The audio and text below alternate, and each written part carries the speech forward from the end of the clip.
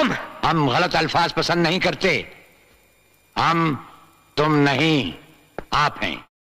दोस्तों, हिंदी सिनेमा के सुनहरे दौर में जब फिल्म इंडस्ट्री में दिलीप कुमार, देव आनंद, राज कपूर, अमिताभ बच्चन जैसे बड़े नाम राज कर रहे थे, तब एक ऐसा अभिनेता भी था जो अपनी दमदार आवाज़, अनोखे अंदाज और अद्वितीय व्यक्तित्व के दम पर इंडस्ट्री में अपनी अलग पहचान बनाए हुए था।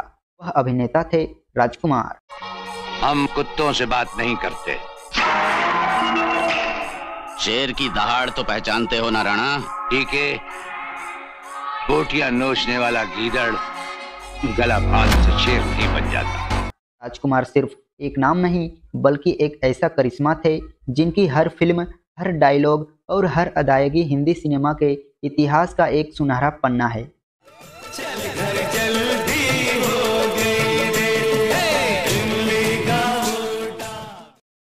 दोस्तों, इस वीडियो में हम राजकुमार के व्यक्तित्व, करियर और उन वजहों पर चर्चा करेंगे जिनके कारण उन्हें अकेले सारे सुपरस्टार पर भारी कहा जाता था।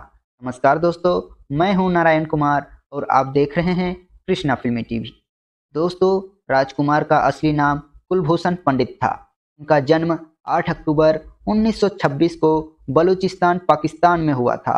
एक कश्मीरी पंडित परिवार में जन्मे राजकुमार ने अपने करियर की शुरुआत मुंबई पुलिस में एक सब इंस्पेक्टर के रूप में काम किया। पुलिस की नौकरी के दौरान उनकी मुलाकात फिल्मी दुनिया के कुछ लोगों से हुई और यहीं से उनकी किस्मत बदल गई। दाने दाने की मोहताजी हमारे बच्चों गवारा होगी सर, लेकिन ये कभी गवारा नहीं होगा कि वो एक बेअसूल, खौफजदा, बुज़दिल पुलिस अफसर की औलाद कहलाएं। हालांकि राजकुमार ने कभी एक्टिंग की ट्रेनिंग नहीं ली थी, लेकिन उनकी काबिलियत और व्यक्तित्व ने उन्हें फिल्म इंडस्ट्री में जगह दिलाई। उनकी पहली फिल्म आई रंगीली, जो 1952 में रिलीज हुई थी। इसके बाद राजकुमार ने पीछे मुड़कर नहीं देखा। यार को ये दुनिया, ये महफिल। राजकुमार की सबसे बड़ी खासियत उनकी डायलॉग डिलीवरी थी। हर आने वाले तूफान से पहले एक जानलेवा खामोशी छा जाती है। उनकी आवाज़ में एक गहराई और वजन था जो उन्हें दूसरों से अलग बनाता है। उनके बोले गए संवाद इतने प्रभावशाली होते थे कि दर्शक उन्हें बार बार सुनना पसंद करते थे। उनके कई डायलॉग्स आज भी हिंदी सिनेमा के सबसे यादगार संवादों में शामिल है। ना तलवार की धार से, ना गोलियों की बौछार से, बनना डरता है तो सिर्फ परवरदिगार से। राजकुमार अपने समय के बाकी अभिनेताओं से बिल्कुल अलग थे। उनकी शख्सियत में एक सही ठाठ बाट था। उन्हें हमेशा अपने अंदाज और स्टाइल के लिए जाना जाता था। वे अपनी बातों में बेबाक थे और अपनी शर्तों पर जीना पसंद करते थे। अपने बदन की खाक मिला दी। उनके व्यक्तित्व का अंदाजा इसी बात से लगाया जा सकता है कि वे किसी को भरी खोटी सुना देते थे, चाहे वह डायरेक्टर हो, को स्टार हो या कोई और। उनकी ईमानदारी और आत्मविश्वास के कारण लोग उनकी इज्जत करते थे। और हमारी अवाम के दरमियान ना कोई रुकावट रहेगी और ना कोई फासला। सर, आपके बगैर ये इनकलाब मुमकिन ना था, और तुम्हारे बगैर भी। दोस्तों, आज हम आपको साल 1972 की 5 ऐसी फिल्मों के बारे में बताने जा रहे हैं जो उस साल की 5 सबसे ज़्यादा कमाई करने वाली फिल्मों की लिस्ट में शामिल हुई थी। इस लिस्ट में राजकुमार का नाम टॉप पर था। 1972 में राजकुमार अकेले सारे सुपरस्टार पर भारी पड़ते थे। राजकुमार के लिए साल 1972 काफ़ी लकी साबित हुआ था। इस साल उनकी एक फिल्म ने बॉक्स ऑफिस पर खूब हंगामा मचाया था और देखते ही देखते वह 1972 की सबसे ज़्यादा कमाई करने वाली फिल्म बन गई थी। नंबर 1 पर है पाकीजा। यह एक संगीतमय रोमांटिक ड्रामा फिल्म थी जो कमाल अमरोही द्वारा लिखित, निर्देशित और निर्मित थी। इस फिल्म से राजकुमार बॉक्स ऑफिस पीडिया के आंकड़ों के अनुसार यह फिल्म साल 1972 की सबसे ज़्यादा कमाई करने वाली फिल्म बनी थी। इस फिल्म में राजकुमार के साथ मीना कुमारी और अशोक कुमार भी मुख्य भूमिकाओं में थे। नंबर 2 पर है सीता और गीता।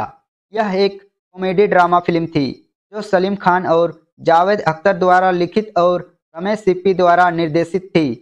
भारत में 3 नवंबर 1972 को रिलीज हुई। इस फिल्म में हेमा मालिनी, धर्मेंद्र, संजीव कुमार, रूपेश कुमार, मनोरमा, सत्यन कपूर, हनी ईरानी और प्रतिमा देवी जैसे कलाकारों शामिल थे। यह साल 1972 की दूसरी सबसे ज़्यादा कमाई करने वाली फिल्म बनी थी। हंसती है ये दुनिया तो हंसने दे। ला ला ला ला। नंबर 3 पर है दुश्मन। राजेश खन्ना की यह फिल्म साल 1972 की तीसरी सबसे ज़्यादा कमाई करने वाली फिल्म बनी थी। इसका निर्माण प्रेम जी ने किया था और जिसका निर्देशन दुलाल गुहा ने किया था। यह वीरेंद्र शर्मा के एक उपन्यास पर आधारित थी। फिल्म में राजेश खन्ना मुख्य भूमिकाओं में थे और उनके साथ मीना कुमारी, मुमताज, बिंदु, रहमान, असित सेन और जॉनी वॉकर जैसे कलाकारों भी थे। नंबर 4 पर है राजा जानी। मदन मोहल्ला द्वारा निर्मित, मोहन सहगल द्वारा निर्देशित, A.S. अली राज द्वारा लिखित यह फिल्म साल 1972 की चौथी सबसे ज़्यादा कमाई करने वाली फिल्म बनी थी। फिल्म में धर्मेंद्र, हेमा मालिनी, प्रेमनाथ, प्रेम चोपड़ा, जॉनी वॉकर, दुर्गा खोटे, बिंदु नजर आए थे। इसलिए तुम्हें ना हम मिले थे। नंबर 5 पर है बेईमान। सोहन लाल कंवर द्वारा निर्देशित यह 1972 की पांचवी सबसे ज़्यादा कमाई करने वाली फिल्म बनी थी, जो रिलीज के साथ बॉक्स ऑफिस पर छा गई थी। फिल्म में मनोज कुमार, राखी, प्रेमनाथ, प्राण, प्रेम चोपड़ा और टुनटुन अहम किरदार में नजर आए थे। नंबर 6 पर है वक्त। यह फिल्म एक मल्टी स्टारर थी जिसका निर्देशन यश चोपड़ा ने किया था और निर्माण किया था B.R. चोपड़ा ने। इसकी कहानी अख्तर मिर्जा और अख्तर उल इरमान ने लिखी थी। दोस्तों, राजकुमार को सुपरस्टार का टैग कभी नहीं मिला, लेकिन उनका स्टारडम हमेशा सबसे अलग था। वे किसी भी फिल्म में अपने दम पर दर्शकों को खींच लाते थे। उनका नाम ही फिल्म की सफलता की गारंटी बन जाता था। उन्हें कभी भी अवार्ड्स की परवाह नहीं रही।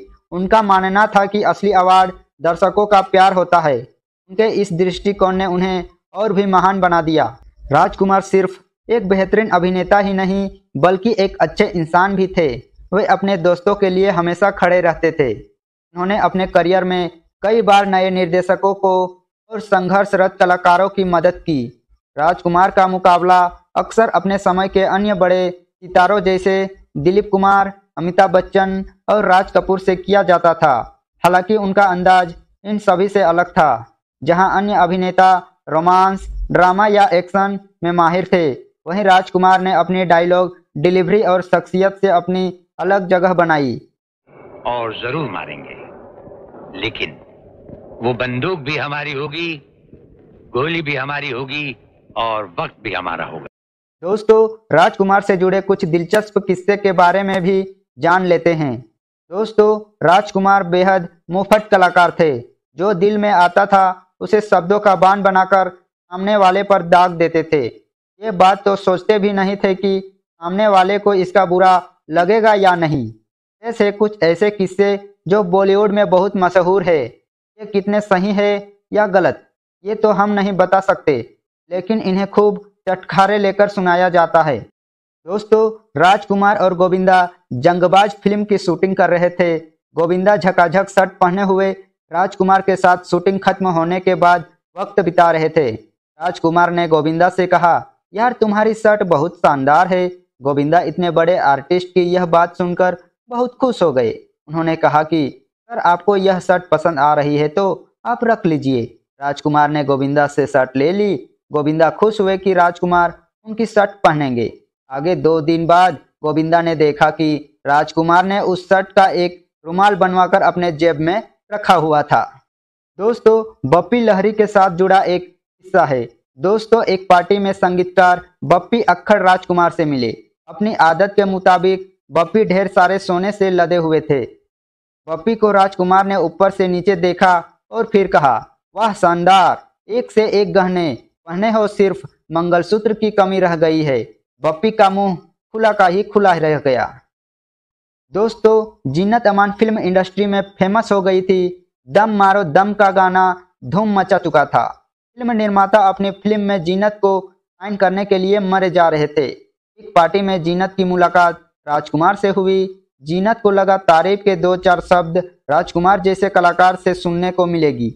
जीनत को राजकुमार ने देखा और कहा कि तुम इतनी सुंदर हो, फिल्मों में कोशिश क्यों नहीं करती। अब ये बात सुनकर जीनत का क्या हाल हुआ होगा, समझा ही जा सकता है। दोस्तों 1992 में आई फिल्म तिरंगा में राजकुमार ने ब्रिगेडियर सूर्यदेव सिंह का किरदार निभाया था। फिल्म में इंस्पेक्टर बने नाना पाटेकर ने भी उनका अच्छी तरह से साथ निभाया था। पर इन दो गर्म मिजाज एक्टर को कास्ट करने से पहले निर्देशक प्रोड्यूसर मेहुल कुमार चिंतित थे। उन्हें डर था कि जानी और नाना सेट पर आपस में लड़ न पड़े। फिल्म में राजकुमार का नाम शामिल हुए। निर्देशक को कई लोगों ने समझाया था कि अगर दोनों को साथ काम करवाओगे तो पता नहीं तिरंगा लहराएगा भी या नहीं। निर्देशक ने नाना पाटेकर को आश्वासन दिया था कि स्क्रिप्ट का एक अक्षर भी नहीं बदला जाएगा। जब मेहुल ने ये बात राजकुमार के सामने दोहराई थी तो राजकुमार ने हंसते हुए कहा था, क्या मैंने कभी दखल दिया है। बता दें कि तिरंगा 6 महीने में बनकर तैयार हुई और बॉक्स ऑफिस पर शानदार सफलता पाई थी। 1968 में आई फिल्म आंखें को लेकर भी राजकुमार के साथ एक किस्सा जुड़ा हुआ है। फिल्म तो धर्मेंद्र ने की थी पर किस्सा राजकुमार का है। हुआ यूं कि रामानंद सागर फिल्म में अपने दोस्त राजकुमार को कास्ट करना चाहते थे। वे उनके घर पहुंचे, कहानी सुनाई, पर शायद राजकुमार को कहानी पसंद नहीं आई और उन्होंने अपने पालतू कुत्ते को आवाज लगाई। जैसे ही उनका डॉगी पहुंचा, राजकुमार ने पूछा, क्या तुम रोल करना चाहते हो। कुत्ते ने उनकी ओर देखा और गर्दन हिला दी। इसके बाद राजकुमार रामानंद सागर की ओर मुड़े और कहा, देखा ये रोल तो मेरा कुत्ता भी नहीं करना चाहेगा। रामानंद सागर उस वक्त वहां से चले गए। फिल्म धर्मेंद्र को ऑफर हुई और बॉक्स ऑफिस पर बहुत हिट रही। इसे धर्मेंद्र की अच्छी फिल्मों में गिना जाता है। इस घटना के बाद रामानंद ने कभी भी राजकुमार के साथ काम नहीं किया। दोस्तों चलिए जानते हैं राजकुमार के निजी जिंदगी के बारे में। दोस्तों अपनी पर्सनल लाइफ को राजकुमार हमेशा सीक्रेट रखते थे। किसी अभिनेत्री के साथ अफेयर से उनका दूर दूर तक कोई नाता नहीं था। लेकिन शायद ही आप यह जानते होंगे कि उनका दिल बॉलीवुड की ड्रीम गर्ल हेमा मालिनी पर आ गया था। राजकुमार हेमा मालिनी पर इस कदर फिदा थे कि जब उन्हें फिल्म लाल पत्थर के लिए कास्ट किया गया तो उन्होंने फिल्म के निर्देशक AFC मेहरा से बैजंती माला की जगह हेमा मालिनी को कास्ट करने के लिए कहा गया। हालांकि जब हेमा मालिनी को इस फिल्म में काम करने का ऑफर मिला तो उन्होंने इस फिल्म में काम करने से इनकार कर दिया। बाद में राजकुमार खुद हेमा मालिनी को इस फिल्म में काम करने के लिए मनाया। दोस्तों अपने सख्त मिजाज और रोबीले अंदाज के लिए मशहूर राजकुमार के जीवन में एक समय ऐसा भी था जब उनका दिल मशहूर अभिनेत्री मीना कुमारी के लिए धड़कता था। कहा जाता है कि फिल्म अकीजा की शूटिंग के दौरान राजकुमार उन्हें देखकर अपने डायलॉग भूल जाते थे। लेकिन उस समय मीना कुमारी पहले से ही शादीशुदा थी। उनकी शादी मशहूर फिल्म निर्देशक कमाल अमरोही से हुई थी, जिसके कारण राजकुमार का प्यार कभी परवान नहीं चढ़ सका। राजकुमार का दिल कभी हेमा मालिनी के लिए धड़का तो कभी मीना कुमारी के लिए।